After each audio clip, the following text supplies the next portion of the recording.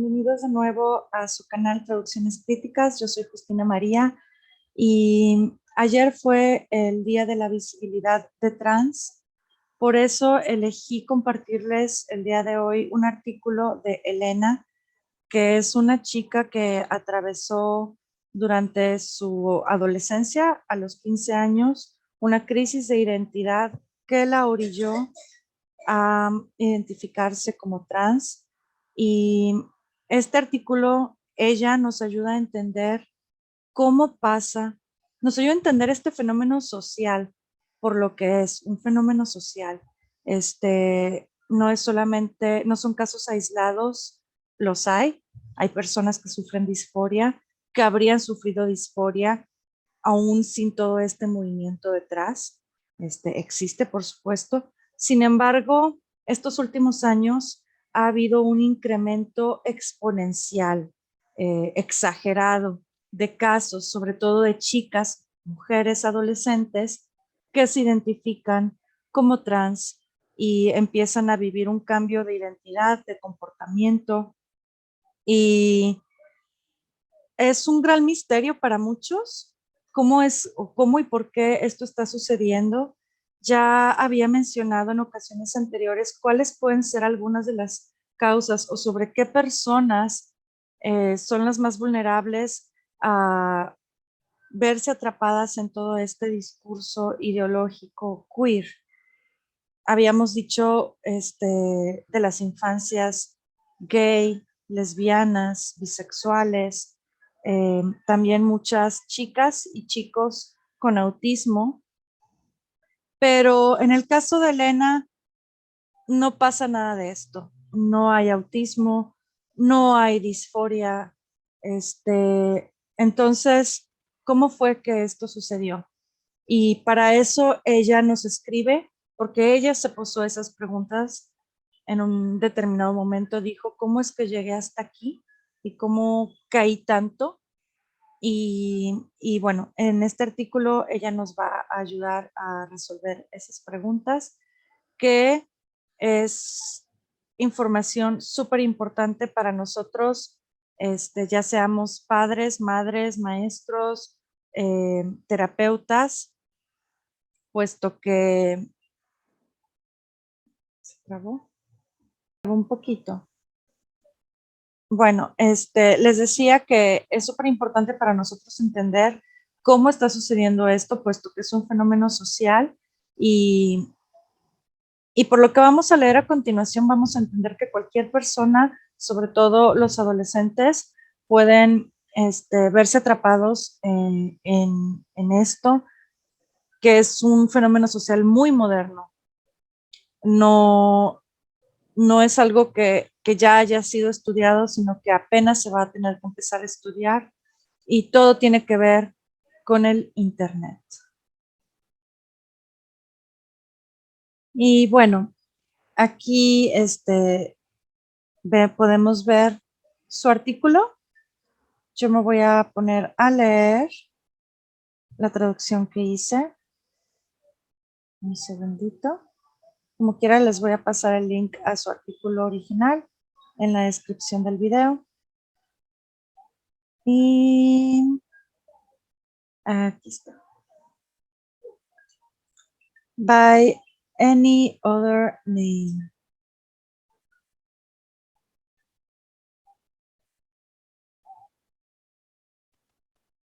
El artículo de ella se llama By any other name, que quiere decir por cualquier otro nombre, pero para fines descriptivos yo lo voy a llamar Cómo me vi atrapada en una secta en Internet, o cómo Tumblr y el Internet me atraparon en la identidad trans. Está su artículo By any other name, por cualquier otro nombre, la historia de mi transición y de transición, por Elena. Esto lo escribió, lo publicó apenas hace un mes, el 19 de febrero. Y empieza así. Mi nombre es Elena y mientras escribo, soy una mujer de 23 años quien, cuando era adolescente, pensé que era trans. En los años de transición, cuando dejé de tomar testosterona y dejé de percibirme como trans, me empecé a interesar en explorar el por qué en la última década casi cada país angloparlante ha visto un alza meteórico en adolescentes que creen que son trans y que inician con procedimientos quirúrgicos e intervenciones médicas. Aquí me gustaría recorrer el cómo y el por qué me empecé a identificar como trans, el proceso de transicionar y los eventos que me llevaron a la transición y posteriormente a la de transición. La versión corta de mi historia de transición, para quienes quieran evitarse detalles, es que cuando tenía 15 años me introdujeron a la ideología de género en Tumblr y así empecé a llamarme no binaria. Durante los siguientes años, continué a adentrarme más y más en el agujero de conejo que es la identidad trans. Y para cuando cumplí 18, ya me veía a mí misma como chico trans o FTM, mujer a hombre por sus siglas en inglés. Poco después de mi cumpleaños 18, hice una cita con Paternidad Deseada, que es una organización en Estados Unidos, para empezar con mi régimen de testosterona. En mi primera cita, me prescribieron testosterona y me quedé con la misma dosis por 1 año y medio. Tuve un deterioro extremo en mi salud mental y finalmente pude admitir qué desastre había hecho cuando tenía 19, entre febrero y marzo de 2018.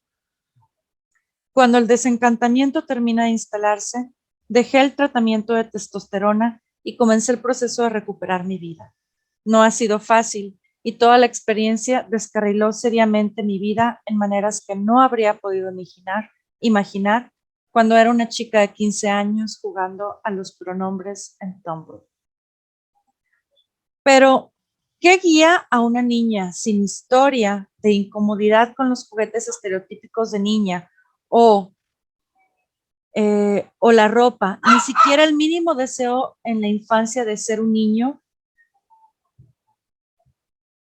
A ver, permítanme tantito. Voy a pausar. Van a escuchar un poquito a mi perrita ladrar, pero ni modo. ¿Qué guía a una niña sin historia de incomodidad con los juguetes estereotípicos de niña o la ropa, ni siquiera el mínimo deseo en la infancia de ser un niño o querer transicionar como hombre a través de inyecciones mientras se aproxima la adultez? En el vacío, esa profunda confusión que lleva a medidas tan drásticas suena como si fuera algo raro y signo de perturbación mental severa. ¿Fui una coincidencia? ¿Fui acaso una especie de idiota que creyó falsamente que era trans porque estoy loca o por irresponsable? O sea, ella se pregunta, si yo nunca tuve estos sentimientos de disforia en la infancia de la que hablan tanto las personas trans, ¿cómo fue que me convencí a mí misma y caí tan profundamente en esta ideología? Eso es lo que ella se está preguntando. La verdad es que ha habido un alza extrema en adolescentes, especialmente niñas que creen ser transgénero. Las cifras de Reino Unido muestran un incremento del 4000% en el servicio pediátrico de género. La llamada disforia de género, la cual alguna vez fue un diagnóstico muy raro que describía en su mayoría a chicos prepúberes y hombres adultos, hoy es mayoritariamente diagnosticada en mujeres adolescentes. Los activistas argumentan que estas cifras explosivas son el resultado de la aceptación social y que al fin las personas trans están saliendo de sus escondites para vivir su vida como su auténtico ser. Si esto fuera cierto, uno esperaría encontrar cifras comparables de identidades trans atravesando todos los grupos de edad y manifestarse en ambos sexos. Sin embargo, es desproporcionada la cantidad de mujeres adolescentes quienes sienten esta nueva, cálida y difusa aceptación. Considerando que aceptación ahora implica suprafisiológicas dosis de hormonas cruzadas y tener nuestros órganos y partes del cuerpo sanas reacomodadas, vale la pena mirar 2 veces qué tipo de factores están empujando a la población a someterse al escalpelo. ¿Cómo pasó? Y bueno, aquí vemos fotos de ella en su infancia de niña chiquita. De niña, nadie me habría podido imaginar como un futuro trans. Nunca fui particularmente masculina o marimacha. Odiaba los deportes, ser brusca o ensuciarme. Me gustaban las Barbies, los vestidos y que me regalaran maquillaje de juguetes en Navidad. Por supuesto, nadie es un estereotipo sexual andante, así que por supuesto que habían cosas de niño que me gustaban, pero mi punto es que las actividades típicamente femeninas o el ser vista como niña nunca me causó ningún tipo de malestar, sino hasta que fui introducida a la ideología de género. Por otro lado, desde muy joven comencé a experimentar profundas dificultades emocionales que no estaban relacionadas al género, las cuales se agravarían con el tiempo. Sufrí una grave pérdida cuando tenía 7 años y el resto de mi familia tomó la actitud de no hablar de eso, por lo que mi duelo se enconó como herida infectada. Mi familia se preocupaba mucho por las apariencias, especialmente dietas alimenticias y el peso, y esto comenzó a tener un efecto pronunciado en cómo me veía a mí misma y a mi hermano también. Para cuando tenía 13 años, yo estaba aislándome, autolesionándome y ya había desarrollado un trastorno alimenticio. En octavo grado perdí contacto con mis amigos de la escuela y yo estaba tan envuelta en mí misma y enfocada en mis trastornos alimenticios como para mostrarme de nuevo. Empecé a faltar a la escuela, a pasar el recreo en el baño y en general a mantenerme cabizbaja, intentando que pasara el día sin ser notada. Durante este tiempo, desarrollé una obsesión con el rock clásico. Y mientras buscaba fotos en internet de Elvis Presley cuando era joven, encontré un sitio llamado Tumblr. ¿Lo diré bien? Tumblr, Tumblr.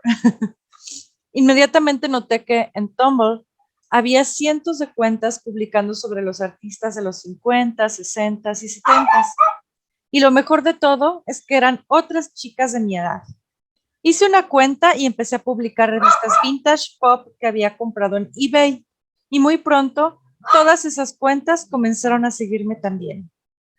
Entre compartir fotos, dibujos, fanfiction, estas chicas también compartían sobre sus vidas y describían a detalle sus problemas. Muchas de ellas eran introvertidas sociales como yo, quienes también padecían desórdenes alimenticios o cometían autolesiones. Encontrar una comunidad con gente con tanta similitud se sintió increíble. Y pronto comencé a pasar cada minuto de mi día en Tumblr o mensajeándome con alguna amistad que haya conocido ahí. Si tenía algún resto de motivación para integrarme al mundo real, lo perdí todo. Ahí se me fue. Lo perdí todo en Tumblr. En la escuela me sentaba hasta atrás en el salón, revisando Tumblr y platicando con amigos de Tumblr sin poner ninguna atención a las clases. Cuando regresaba a casa, abría Tumblr en mi laptop o hacía llamadas por Skype con amigas del otro lado del planeta, ignorando mis tareas y mis estudios. Como puedes imaginar, mis calificaciones en prepa eran abismales. Tumblr se quedaba conmigo mientras yo me movía entre diferentes intereses, del rock clásico a Harry Potter, de One Direction a Justin Bieber. Cada interacción me inmersía en una nueva comunidad de incontables chicas obsesionadas como yo. Estaba enamorada de mi nuevo mundo e incluso hoy miro hacia atrás a los tiempos que pasé en Tumblr y las chicas que conocí ahí con increíble cariño. Y aquí nos muestra una foto de ella. Dice, yo a los 15, sin identificarme como trans aún, pero obsesionada con Tumblr, desórdenes alimenticios y estando deprimida todo el tiempo. Que esos son, o sea, los expone y es importante porque son los factores que la hicieron vulnerable. O sea, está esta comunidad y ahorita nos va a explicar a más detalle cómo funciona, pero es el sentirse miembro de una comunidad cuando en la escuela se siente rechazada y al parecer en su familia también, y tener depresión y tener problemas de autoestima y inseguridad social. Todo esto es como un caldo de cultivo para caer dentro de una secta, cualquiera. En este caso, de una ideología dañina. Tumblr, sin embargo, no era solamente un lugar donde publicar arte y hacer amigos. ser usuaria de una plataforma con comportamiento aislado, con una base homogénea de usuarios, o sea, todos iguales, no solo demográficamente, la mayoría chicas adolescentes, muchas de ellas blancas y de clase media, media alta, pero especialmente en términos de tipos de personalidad. Ese lugar desarrolló su propia cultura, distinta de la cultura de jóvenes en la población general, o sea, distinta de la vida real. Esto es virtual, es una comunidad virtual con su propia cultura. Como muchos de sus usuarios eran como yo, usando Tumblr como un escape de la vida real, usándolo 24/7, esta cultura debería ser entendida en el sentido literal de la palabra.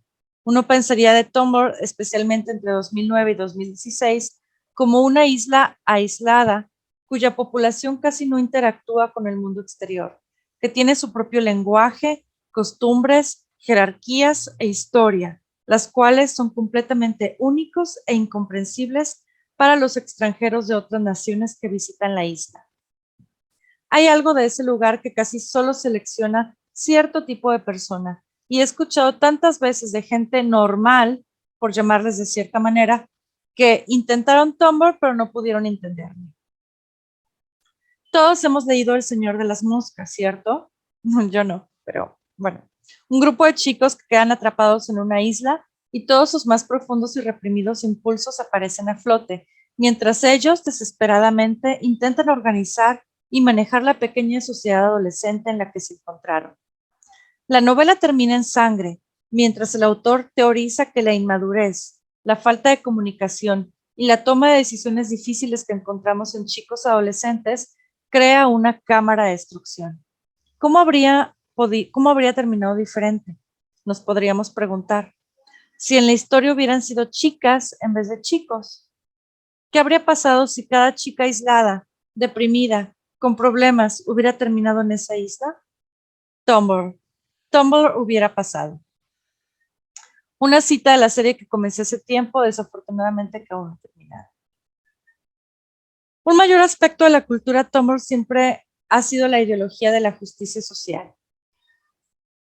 O sea, que se creen justicieros en esa comunidad, en esa plataforma. Cosas que ahora vemos expuestas y de las que hemos sido testigos en plataformas como Twitter y TikTok, como el desorden de identidad disociativa, LARPERS, demisexuales, los neopronombres, fetiches y todo lo que se ha visto en @lives of TikTok ha existido desde hace mucho tiempo en Tumblr. La opresión jerárquica de identidades raciales y de género, ahora escritas en la ley en numerosas naciones, fue la religión oficial de la República de Personas de Tumblr mucho antes de que tu tío el político conociera el término CRT, teoría crítica racial. O sea, desde ahorita ya nos estamos manejando un chorro de términos. Así como los cultos religiosos suelen operar, la devoción abierta es mandatoria. Quizá la gente exterior pueda entender la manera en que las dinámicas sociales funcionaban en la web, como los sobrevivientes de la cienciología o testigos de Jehová. En Tumblr, la situación fue tal que cualquier afirmación de ser oprimido acumulaba credibilidad social, mientras que cualquier desafortunado estado privilegiado era justificación para abuso verbal. Si tú eras considerado privilegiado, te podían agredir, pero si eras oprimido, eras especial. Como una persona privilegiada, se esperaba de ti una constante autodenigración y disculpa. No tenías ningún derecho de hablar de ningún tema que tratara de algún grupo oprimido y no podías objetar de ninguna manera al maltrato dirigido hacia ti por tu raza, sexo u orientación sexual. Me encontré a mí misma en una situación de doble moral. Ay, se me fue otra vez. Por un lado, encontré lo que se sentía como el perfecto grupo de amigos, quienes me entendían en un nivel intuitivo, en donde podía hablar abiertamente de cosas que me gustaban y que me hacían rara en el mundo real. Pero del otro lado, yo era una mujer blanca cis hetero, en un ambiente en el que todo eso era lo peor que podía ser. Como los usuarios de Tumblr son en su mayoría chicas biológicas, el cis hetero mujer blanca ocupa la posición de mayor privilegio y por eso inevitablemente era un grupo malo. En este clima, te hacían sentir culpable y responsable por todos los horrores y atrocidades del mundo. No había dificultad por la cual tú pudieras pasar por fuera, que fuera tan mala y tan penible. A ver, otra vez. No había dificultad por la cual tú pudieras pasar que fuera tan mala y tan penible como el prejuicio y genocidio que viven las personas de color y las personas LGBT cada día de su vida. Inserte aquí un emoticon de aplauso. No puedo aplaudir, si no lo habría hecho aplaudiendo, pero tengo a mi gatito dormida en mi brazo izquierdo. La gente LGBT y de color no puede ni siquiera asomarse a la puerta de sus casas sin ser asesinados por gente cis hetero blanca como tú. Es comprensible que cualquier persona joven que esté expuesta a este sistema de creencias crecerán con un profundo resentimiento por ser blancas, por ser cis, por ser hetero o por ser biológicamente hombre. La belleza de la ideología de género es que nos provee de una manera de jugar al sistema, de manera que puedes eliminar estas etiquetas de tu espalda y disfrutar la camaradería de gente que piensa igual que tú. No puedes cambiar tu raza. Pretender que tienes una sexualidad distinta a la que tienes puede ser muy incómodo en la práctica, pero tú puedes absolutamente cambiar tu género y es tan fácil como escribir she, they en tu biografía. Ella, ellos significa. Instantáneamente te transformas de una opresora maldita, homofóbica, egoísta, asquerosa, cis, hetero, blanca de mierda, a una válida persona trans que merece celebración y apoyo especial por tratar con la marginalización y opresión que ahora supuestamente enfrentas. Ahora ya no se espera de ti el autodesprecio. Ya no es necesario reafirmarle al mundo cómo te gusta revisar tus privilegios. Ya puedes relajarte y hablar de tu vida sin preguntarte si estás distrayéndote de los verdaderos problemas o si estás pasando por encima de gente marginalizada, porque tú eres marginal también. Con los nuevos pronombres viene una ola de afirmación positiva de amigos y seguidores, y el inconsciente entiende rápido que existe una manera de hacer de mi tiempo en Tumblr aún más dulce, aún más placentero. Este fue el incentivo que sentí que peinó mis pensamientos y memorias por cosas que fueran una evidencia de que en el fondo yo no era realmente una chica. Odiaba mi cuerpo. Debía ser porque no era realmente mujer. Yo nunca resulté interesante para los chicos, como si se interesaban en otras chicas. Bueno, pues debía ser porque no era una mujer real. Y quizá sí sería una persona atractiva si yo fuera un hombre. Y así podría ser como esos lindos chicos trans que había visto que eran pareja en internet. O sea, quería ser chico y gay, un hombre gay. No tenía muchos amigos. Debía ser porque ser chica no era mi auténtico yo. Y que eso estaba impidiendo que yo desarrollara mi vida social.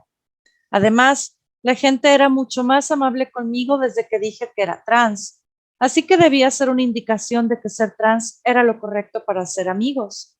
La sexualidad femenina está tan hipersexualizada y pornificada y al mismo tiempo se supone que debe ser algo empoderante, que las mujeres hagan porno, sean prostitutas o tengan sexo peligroso y fetichista con muchos hombres diferentes. Escuché que mi incomodidad con todo esto hacía de mí una persona vainilla. Una chica que es vainilla no tiene ninguna oportunidad de complacer a un hombre comparada con una mujer empoderada. Vainilla es así como le dicen estos fetichistas al sexo suave o sexo tranquilo, no sé cómo decirlo. Entonces, bueno, ella que se sentía asustada de la hipersexualización y la pornificación de las mujeres y cómo se supone que esto nos hace empoderadas, pues se sentía juzgada.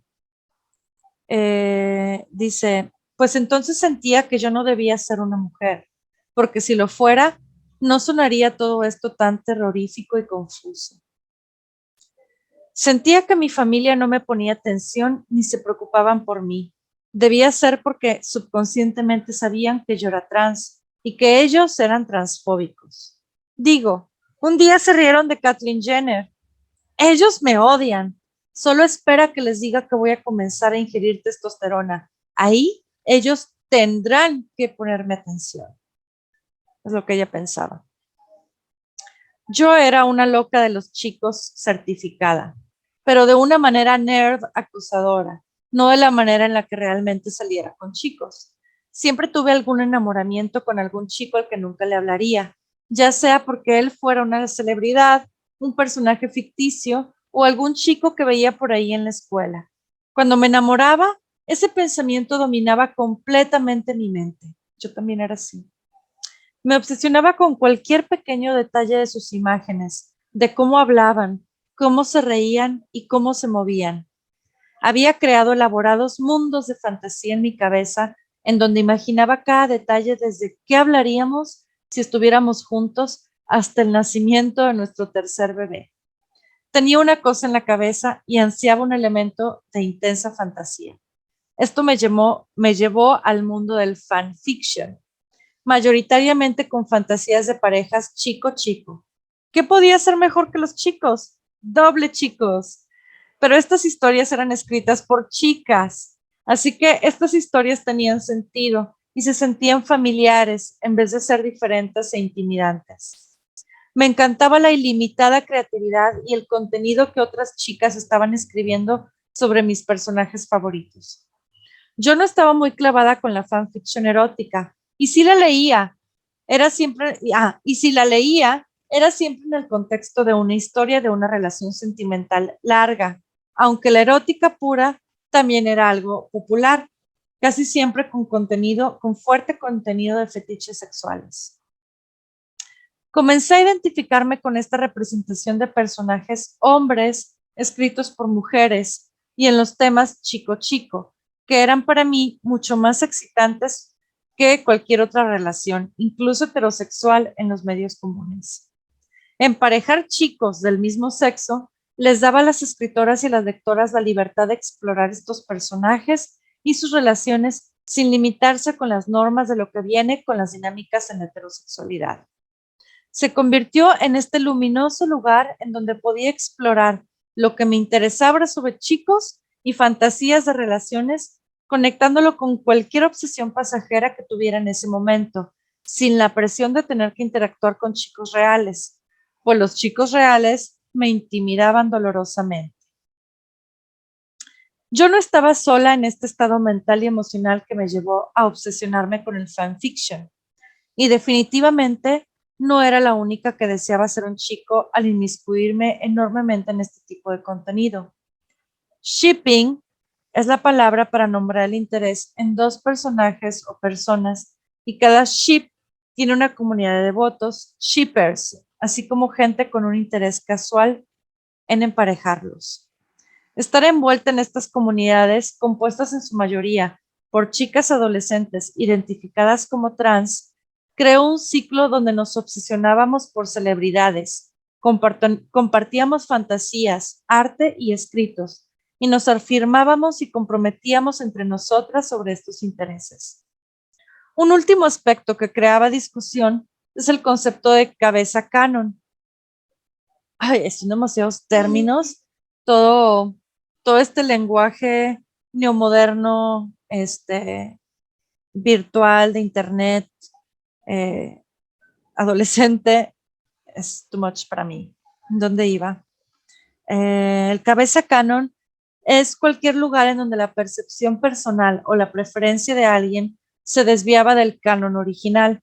Por ejemplo, si en la historia oficial de Harry Potter, Harry es un chico inglés que va a la escuela de magos, una cabeza canon explicaría que Harry es en realidad negro, no binario y que se sale de Hogwarts para convertirse en un chef profesional. El concepto de cabeza canon abre un mundo nuevo de posibilidades para proyectar en un personaje y modificar la fantasía a la identidad o realidad deseada de uno mismo, con la fantasía de la vida de un personaje ficticio. En mi cabeza canon, Harry Potter, con quien yo me identificaba y tenía gran significado para mí, había nacido mujer y era o no binario o trans, dependiendo en qué punto de mi vida me lo preguntaras. Cuando vi las películas de Harry Potter, donde Harry es personificado por un actor masculino, o cuando leía los libros en donde en ningún momento la autora J.K. Rowling expone que el estado de Harry fuera trans, aún así yo interpretaba la historia en mis propios lentes, en donde pudiera verme a mí misma en él. El cerebro adolescente está en una etapa de desarrollo en donde se prepara para incorporar las experiencias en el proceso de formación de identidad. Y el pasar demasiado tiempo en fantasías sin construir una identidad en la realidad social puede llevar a que la identidad y los elementos de fantasía se vuelvan indistinguibles. ¿Qué quiere decir? Que construyas tu identidad a base de fantasías. Así de sencillo. O sea, si pasas todo tu tiempo de adolescente en fantasías y en mundos mágicos que no existen, tu identidad, tu cerebro no va a poder formarse como debería con las experiencias de la vida real, de interactuar con los otros en el mundo. Mi percepción de mí misma como trans se formó entre mis luchas emocionales internas, fantasía pesada, enamoramiento emocional e intelectual con personajes masculinos, ficticios, reales o con la idea general de lo masculino. Fanfiction, por las recompensas sociales e ideológicas al declararme trans y el aislamiento de experiencias y perspectivas que pudieran haber desafiado los puntos de vista que estuve desarrollando sobre mí misma y el mundo. Pues todos estos son los factores que ella encuentra. No es más, luchas emocionales internas, fantasía pesada, enamoramiento emocional e intelectual con personajes masculinos o con lo masculino en general.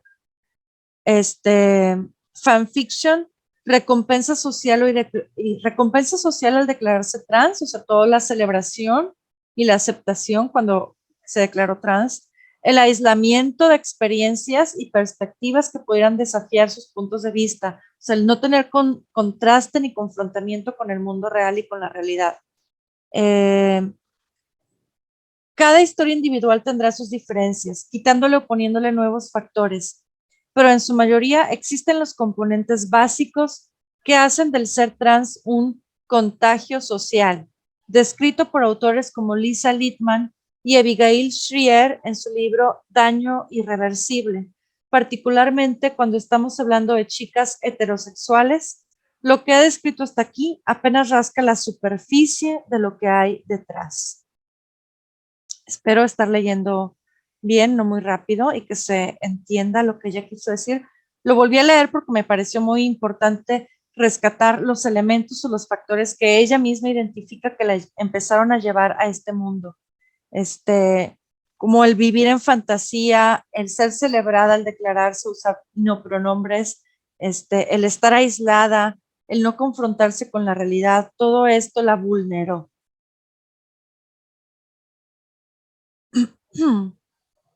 De la fantasía a la realidad. Durante los 3 años que me identifiqué como trans, antes de llegar a la adultez legal, mantuve este gran aspecto de mí misma en los confines de Tumblr y con algunos pocos amigos de la escuela que conocí antes de cambiar a la preparatoria, quienes también eran ávidos usuarios de Tumblr y uno de ellos también se identificaba como trans. O sea, no le dijo a nadie más que lo mantuvo en el mundo virtual.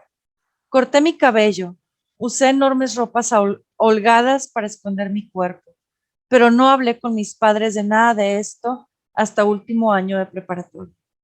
Para este momento, yo ya me identificaba completamente como un chico trans, deseaba tener un cuerpo masculino y quería la transición médica.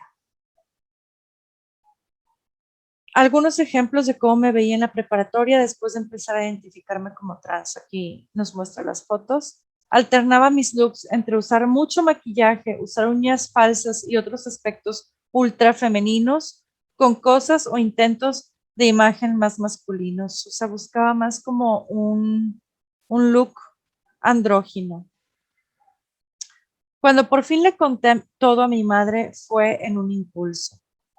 Tenía todo un discurso planeado donde le explicaría cómo yo siempre fui trans, solamente no lo sabía, y le daría un montón de artículos impresos de contenido pro trans, organizaciones en donde explicara qué significaba cada palabra y el por qué yo necesitaba la transición médica.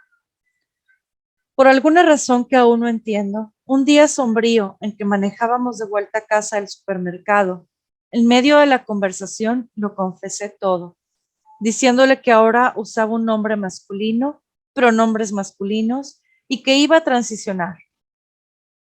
Inmediatamente quise poner mi pie en mi boca para callarme, pero era demasiado tarde y el silencio incómodo empezaba a instalarse. Conducí en silencio lo que pareció una eternidad. Miré fijamente al tablero con los ojos y el corazón golpeteando. Finalmente respondió con una sola palabra. No, no te voy a llamar así. Tú eres Elena y eres una chica, dijo, manteniendo su mirada a la ruta enfrente de nosotras. Desmotivada y evitando el conflicto, recuerdo haber dicho algo dócil y pasivo-agresivo como, pues si tú lo sientes de esa manera, supongo. Y terminamos el viaje en silencio. Al día siguiente, fui a la biblioteca escolar e imprimí todos esos artículos que había estado guardando para mi planeada salida del closet. Cuando llegué a casa, garabateé una larga carta con lo que originalmente sería mi discurso de salida del closet. Lo grapé todo. Esperé que ella llegara tarde a casa y se fuera a la cama y lo deslicé bajo la puerta de su cuarto mientras ella dormía. Al día siguiente, ansiosamente esperaba hablar con ella, preguntándome qué habría pensado de todos esos artículos. ¿La habrían convencido? ¿Tenían qué? ¿Cierto? Le estaba mostrando que los expertos claramente estaban de acuerdo que la gente trans como yo era válida. Cuando regresé de la escuela ese día, el paquete de artículos estaba boca abajo en la basura de la cocina. Afligida, empecé a agonizar de pensar en qué pasaría cuando ella regresara a casa. ¿Me gritaría? ¿Qué pensó del paquete? Me preguntaba si ya había leído material transfóbico que contradijera los artículos que yo le había enviado. Esperaba que al leer mi carta superara toda transfobia y se diera cuenta que esto era la verdadera yo. No me gritó al llegar. Sin embargo, nos evitamos casi completamente por varios días. Y luego, ambas actuamos como si nada hubiera pasado. Esto continuó por meses hasta una nueva confrontación fatal, irónicamente en la misma tienda de supermercado que la vez pasada. No recuerdo cómo comenzó la discusión, pero de alguna manera llegamos a mi convicción de que yo era transgénero. No entiendo por qué no eres simplemente una mujer masculina, dijo. Yo respondí, porque no soy una mujer masculina, soy un chico trans. Ella no entendía que el problema no era que yo tuviera una masculinidad reprimida que necesitaba liberar, sino que era una convicción de que yo era parte de una comunidad trans y cualquier actitud masculino era un suplemento para todo eso. O sea, que para ella lo importante era ser parte de esa comunidad, era ser trans, no era ser hombre. Se estaba identificando como hombre trans para ser trans, no para ser hombre. A continuación, gritos y llanto, muy elegante para el lugar donde estábamos. Me dijo que había perdido mi cabeza y que necesitaba ver un psiquiatra. Le dije que ella era una persona odiante y que ella quería que las personas trans murieran. Volvimos a no hablarnos después de todo esto. Ay, tenía el corazón roto. Ahora que soy mayor y que estoy del otro lado, entiendo que mi madre estaba batallando mucho con sus reacciones y lo que yo esperaba de ella. Nunca tuvimos una relación en donde fuéramos confidentes y ella puede ser emocionalmente distante. No la satanizo por eso, ya no, pero en ese tiempo interpretaba su indisposición de entretener mi identidad como un desprecio por lo que yo estaba sintiendo y un rechazo a quien yo era. Para mí, en ese momento, ser trans y querer transicionar era un intento desesperado para hacer algo de mi miseria. Y cuando ella rechazó mi identidad trans, se sintió como si ella me estuviera diciendo que yo no merecía sentirme mejor y que ella quería que yo siguiera sintiéndome de esta horrible manera, suicida, sola, en autodesprecio. Sí desearía que ella hubiera respondido con mayor compasión y curiosidad, pero ella estaba haciendo lo mejor que podía con las habilidades que tenía. Es una expectativa irreal para la mayoría de los padres esperar que respondan perfectamente hacia algo tan extraño e inesperado como la identidad trans y la posibilidad de intervenciones médicas irreparables, especialmente cuando son adolescentes como yo lo fui, bajo la enorme influencia de una ideología que hace de la comunicación efectiva casi imposible. Para agregar gasolina al fuego, acudí a la consejería escolar y le dije al consejero que yo estaba muy deprimida, ¿cierto? Porque mis padres no me aceptaban como trans. No tan cierto. Ella completamente afirmó mi percepción y me dijo cuánto sentía que mis padres no me apoyaran. Buscó en internet conmigo cuál era la clínica de género más cercana y dijo que llamaría para preguntar acerca de la lista de espera. Además, me ayudó a crear un plan financiero para saber cómo pagaría mi testosterona si esperaba que cumpliera 18 años. Por mientras, dijo que debía hablar con la psicóloga escolar para ayudarme a enfrentar a mi familia transfóbica. Le pregunté a mi madre si podía dejar de acudir con mi psicóloga de ese entonces y cambiarla por la psicóloga escolar. Mi madre, quien no tenía idea de que la escuela me estaba afirmando y ayudándome a crear planes para transicionar a sus espaldas, accedió. La psicóloga fue muy afirmativa y una vez más me dijo cuán triste era que mis padres no me apoyaran y que yo era un chico real y válido. Después de años de autolesiones, depresión y lidiando con desórdenes alimenticios en silencio, se sintió bien tener a todos estos adultos de pronto tomando tanto interés por mí y mi salud mental. Era una prueba más para mí que ser trans era mi boleto a la felicidad. Y cualquiera que me dijera que tuviera cuidado era gente que me odiaba y que quería dañar. La psicóloga tuvo la idea de tener una sesión familiar para trabajar asuntos entre mí y mi madre. Y una vez que estuve segura de que la psicóloga estaría completamente de mi lado, estuve de acuerdo. ¡Ah! Mi gatita me ataca.